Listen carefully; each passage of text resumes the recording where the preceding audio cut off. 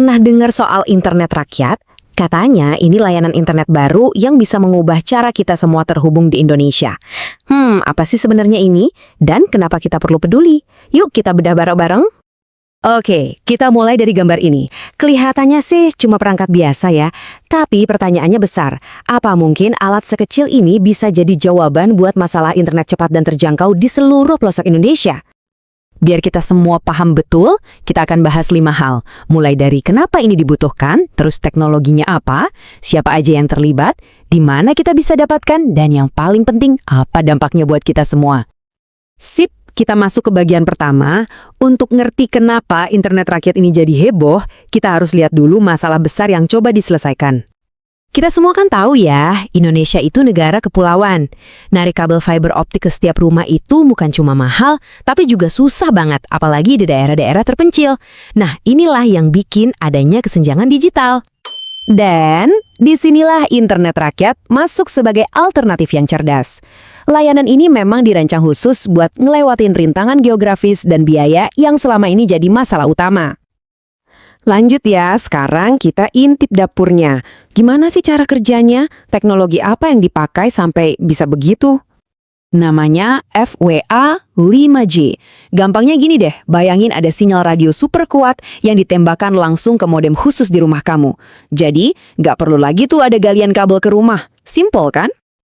Prosesnya tuh sebenarnya gampang banget. Sinyal dari tower terdekat ditangkap sama modem di rumah, terus modem itu langsung nyebarin sinyalnya jadi Wi-Fi buat laptop, HP, dan semua perangkat kamu. Udah, gitu aja. Nah, ini dia nih perangkat kuncinya. Namanya CPE, atau gampangnya modem penerima. Anggap aja ini jantung koneksi internet di rumah kamu. Dialah yang tugasnya nangkap sinyal 5G dari luar dan mengubahnya jadi koneksi internet ngebut di dalam rumah.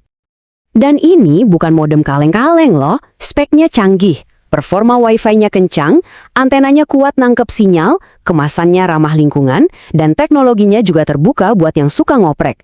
Semuanya dirancang buat satu hal, ngasih kamu koneksi yang stabil dan cepat. Proyek segede ini pastinya nggak mungkin dikerjain sendirian kan? Nah, sekarang ayo kita lihat siapa aja pemain-pemain besar di balik ambisi ini. Wow, lihat deh. Ini jelas bukan proyek main-main.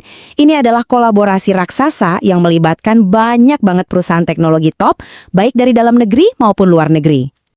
Oke, jadi motor penggerak utamanya adalah PT Solusi Sinergi Digital atau biasa disebut Search, yang bermitra dengan Orex SI Inc. Nanti yang menjalankan operasional di lapangan itu anak usahanya, yaitu PT Telemedia Komunikasi Pratama. Dan ini nih yang bikin makin meyakinkan. Buat jaringan ya, ada nama-nama kelas dunia seperti Nokia dan Huawei. Buat otaknya alias chipnya ada Qualcomm. Jadi dari tower sampai ke modem di rumah kita, semuanya didukung oleh para ahlinya. Oke, ini dia bagian yang mungkin paling kalian tunggu-tunggu. Di mana aja layanannya ada, dan yang paling penting, berapa duit yang harus kita keluarin.